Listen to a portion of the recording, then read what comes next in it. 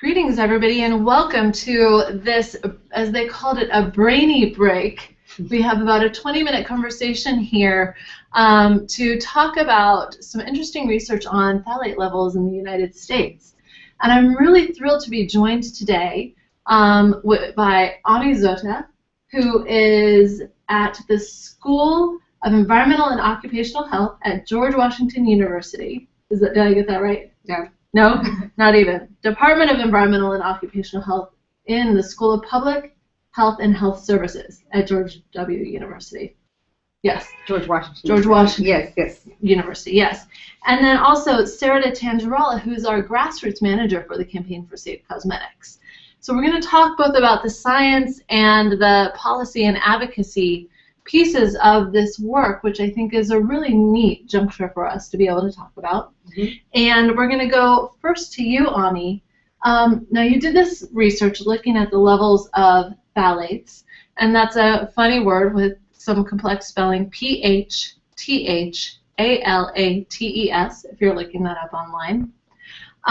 You did this work looking at the trends in these chemicals over time in the U.S. population.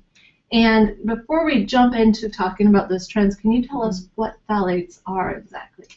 Sure. So phthalates are a synthetic man-made class of chemicals, and they're commonly found in our everyday consumer products because they are plasticizers, so they are added to make plastics soft, and they are also added to our personal care and beauty products to hold fragrances, and so they've been measured in everything from lipstick to lotions to hair care products, your shower curtain, children's toys, medications.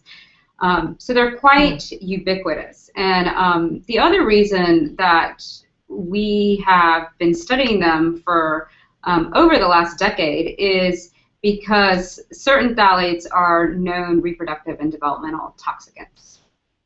Wow. So they are widespread and not only in the environment but in people's bodies, and they can lead to bad health effects. So the combination of this, commonality of them as well as these health hazards make this a notable public health effect. So can you tell us what you did in your study, what kind of data you looked at, and how you assessed the levels of phthalates in people's bodies? Sure. So because of the public health concern, phthalates have been in both the popular media and in the scientific milieu for the last decade. So the Centers for Disease Control and Prevention actually measures phthalates in Americans, several thousand Americans every 2 years, and that data is publicly available. So we looked at urinary byproducts of 8 common phthalates in over 11,000 people over a 10-year period, because we wanted to ask the question, how has human exposure to phthalates changed in the past decade?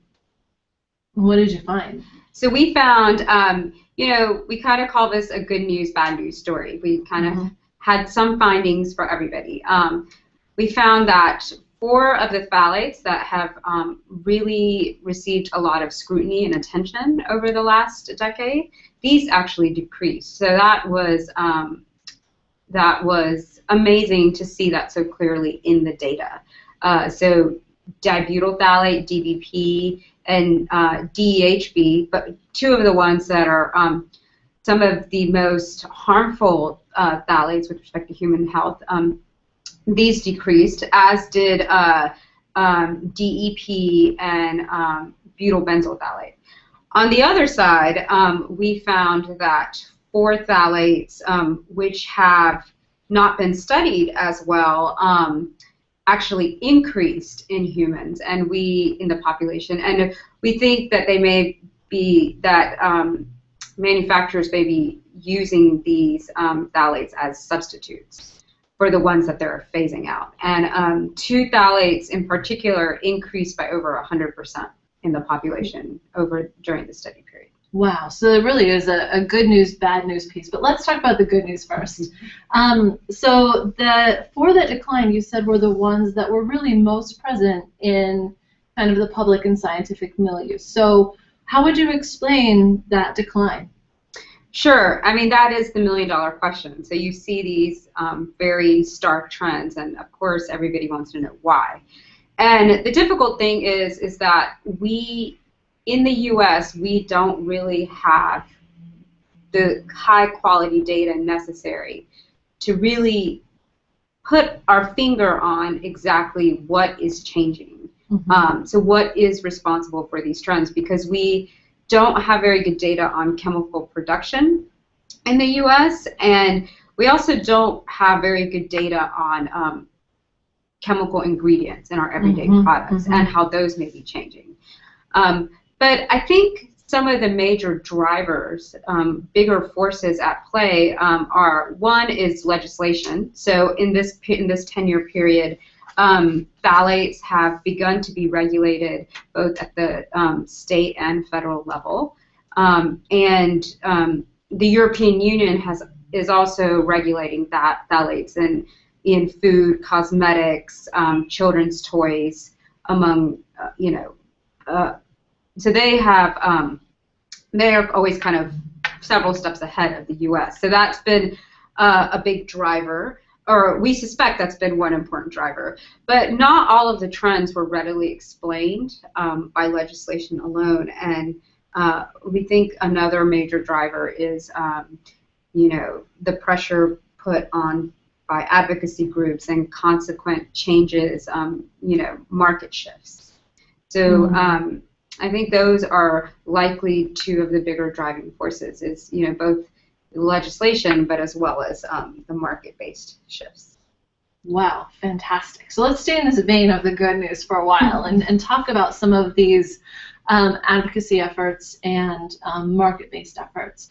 And I know that our boss, Janet Noodleman, often talks about the three-legged stool of making change at the advocacy political level, in the markets, and public education. So let's jump in and talk about some of the policy changes that have happened over the past decade that advocacy organizations have been involved in. Absolutely, yes. And so I just wanted to start with just pointing out the uniqueness of Ami's study, which, in addition to everything you already talked about, really did look at the political shifts that were going on in lockstep with the changes in phthalate levels and everything else. So that's unique and striking, and we love that you looked at that. And so just to talk about the biggest policy shift in terms of phthalates that occurred over that period of time, as Ami talked about, was in 2008 when Congress passed the Consumer Product Safety Improvement Act, or the Toxic Toys ban. The Breast Cancer Fund and other state advocacy organizations led this national campaign to get this landmark piece of legislation passed. And what the Toxic Toys Act does is it bans 3 phthalates in children's toys and child care products, DEHP, DBP, and BBP. And then it provisionally bans 3 other phthalates pending some further study. So that's huge. And of course, federal legislation like that doesn't happen by itself. It doesn't happen overnight. Leading up to this national ban, there was a flurry of activity at the state and local levels. So just to go over some of the major ones that took place. San Francisco, which is where we are right now, was the first government entity in the U.S. to ban phthalates in children's toys, the first municipality, and that was in 2006. And the next year, the very next year, the state of California did the same thing and banned 6 phthalates in children's toys across the state. And then the very next year after that, Washington State and Vermont also passed similar legislation. So we just need to understand the importance of what state legislation and state policy efforts have on pushing for federal reform as well. So those were some of the key policy changes that took place. Wow, that's some really powerful stuff. So the other piece of that is the consumer products-oriented market-based shifts. Can you talk to us a little bit about what work the Campaign for Safe Cosmetics and the Breast Cancer Fund have done in those vein that may also be making some of these declines happen? Sure. Well, I mean, as you know, other than the toxic toys ban, there really aren't laws on the books protecting us when it comes to consumer products. And so advocacy groups like the Campaign for Safe Cosmetics have really pushed for market-based changes as well. And what this has meant is trying to secure voluntary commitments from companies to phase toxic chemicals out of their products, out of all of their products. And so that's what we've been working on. And so when Ami's paper talked about these decline in phthalates levels, in terms of the ones that saw a decline, they were happening, in lockstep with the market-based efforts and the policy changes. So these were all happening at the same time, pointing to the fact that these were the drivers of the changes. So just to start with our first effort in this area, which was in 2002, the campaign put out a report, not too pretty, and it showed that the majority of fragrances contain DBP and DEHP. And so many of our viewers will remember that in 2004, the European Union banned those two phthalates. And so what we saw when the campaign tracked the global cosmetics companies was that those companies were taking the phthalates out of the products that they sold to their European customers, but they were still selling products with those phthalates to Americans. They were selling them here in the US. And so that double standard was unacceptable. And so we started hammering the big cosmetics companies to be consistent and sell the safer products here in the States as well. So what this has meant is, all of the supporters, all of the safe cosmetics activists, thousands and thousands of consumers demanded safer products, and the market responded. We see that this is what happens when we all raise our voices together. So just to talk about nail polish, that's one of the product categories that contains phthalates, and so we secured voluntary commitments by some of the biggest nail polish manufacturers, Orly, OPI, Sally Hansen, and even Estee Lauder committed to removing DBP from their nail polishes. And then also the global manufacturers Revlon, L'Oreal, Avon, and Unilever committed to taking out DBP and DEHP from all their products globally. These were huge, huge changes in the market. Now, let me turn for a second to DEP. This is a phthalate that's not banned in the EU, and so it continues to be used widely. And so we keep pushing, we keep pushing for market-based changes when it comes to DEP. So we have been able to get L'Oreal and Johnson & Johnson to commit to removing DEP from their products, and then most recently Procter & Gamble, which is the biggest consumer products company in the world, committed to removing DEP from all of their products. So, huge, huge changes. I mean, when you think about when a giant company makes a commitment like that and follows through, the millions of people whose health is affected based on that.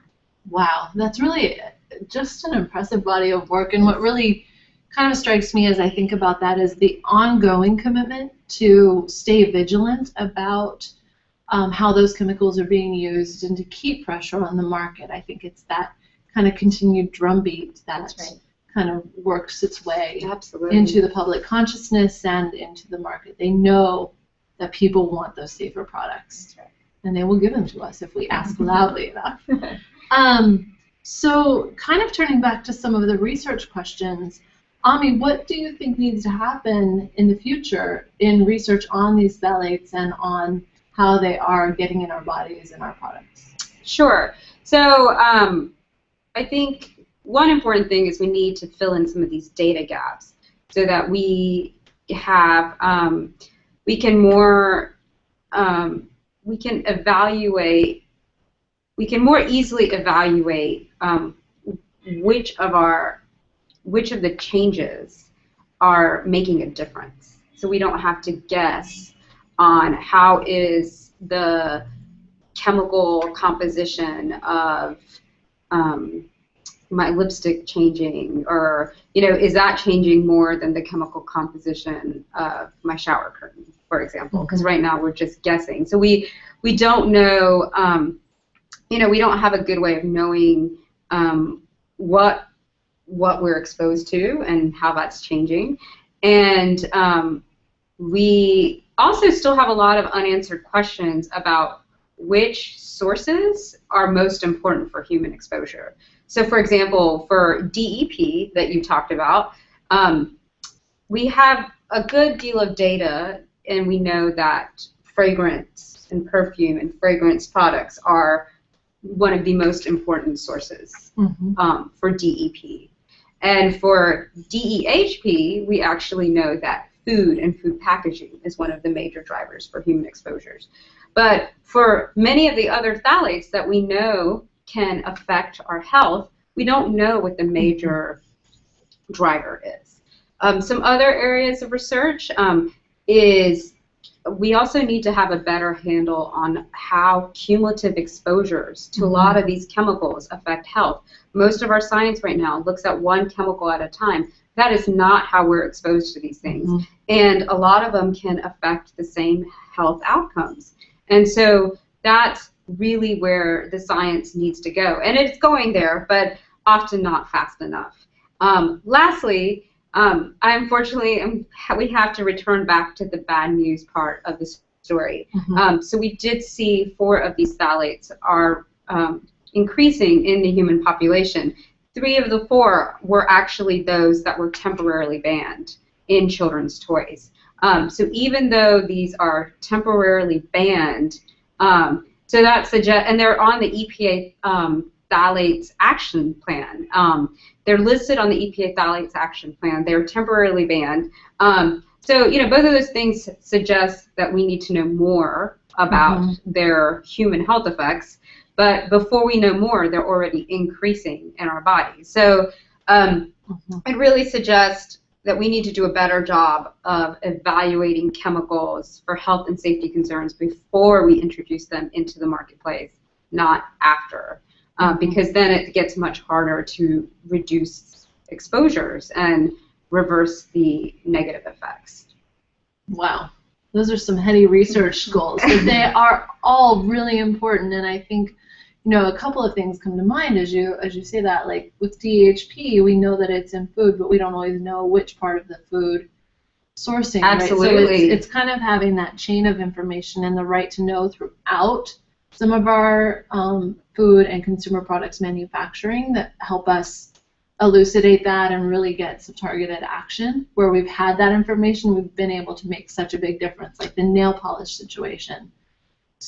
We knew which chemical, we knew where it was occurring, we could make that targeted ask, and they took it out, you know. Right, yes, that's a very good point. You're right. We need, you know, it really comes down to consumer right to know. And the provisional bans were only in the case of children's toys, even though they're on the action plan more widely. So making sure that there's that conversation across agencies, and that a ban in children's toys maybe lets us be informed also about other products seems important. So as we get to wrapping up, I want to turn to you one more time, Sarita, and ask, you know, do we think the work is done here, or is there more to do on the advocacy front with this work? Just like there's some research questions, are there some legislative or market-based questions?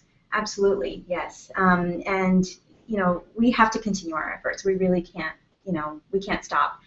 For many of the reasons that Ami already brought up, just to echo some of those and how they translate to the advocacy side and our market-based efforts, we need informed substitution, right? We need to know, and even manufacturers need to know the human health hazards of the chemicals they're putting into their products. And as you say, you know, we need to make sure they're not swapping out one toxic chemical for another.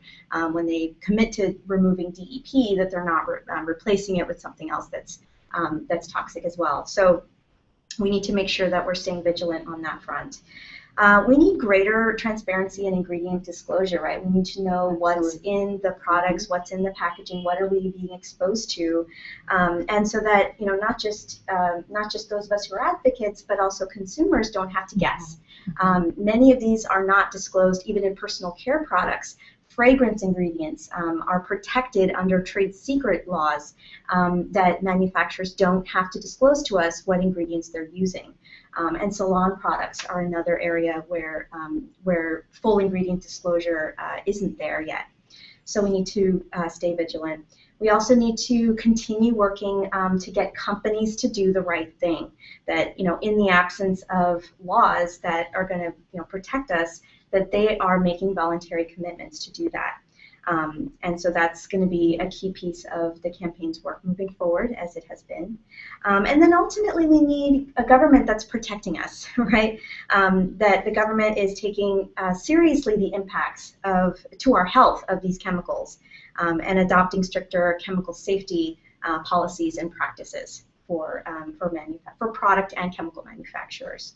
But most importantly, what we need is all the viewers out there and all the activists out there to continue calling for safe products. You know, your paper, Ami, has shown what the impact we can have when we vote with our pocketbooks, when we raise our voices to call on companies to just let them know it's unacceptable to put hazardous chemicals in the products that we use every day. So I encourage everyone out there to join the movement if you haven't already.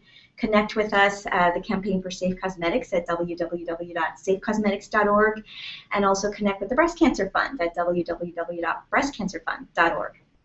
Wow, wonderful. Thank you so much for that. Thank you both so much for joining me today for this little brainy break. I really love that. We got to get nice and heady there a little bit. It's really fun.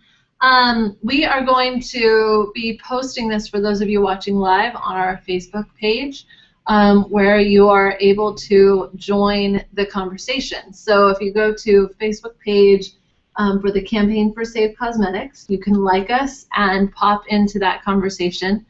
If you're watching this not live on YouTube, guess what? It will still be there on the Facebook page. So we hope that you will find the video, and even if you don't watch it all over again, if you have had questions in the course of this, you can ask those there, and we'll all be popping on periodically to help answer those. So thank you again so much for popping on to watch us today, and we look forward to your questions. Yeah, thank you. Thank you, guys.